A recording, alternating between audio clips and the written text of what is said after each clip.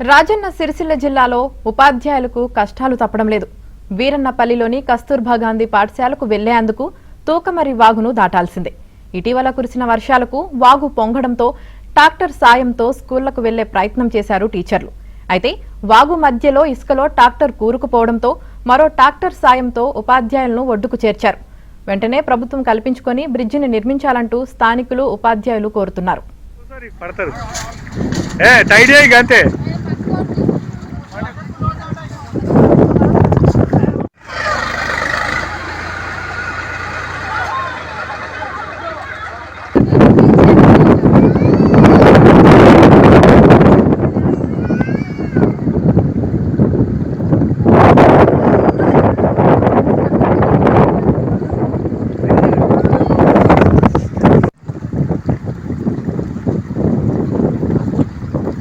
కూర్చోరు మేడం, కూర్చోరు పడతారు.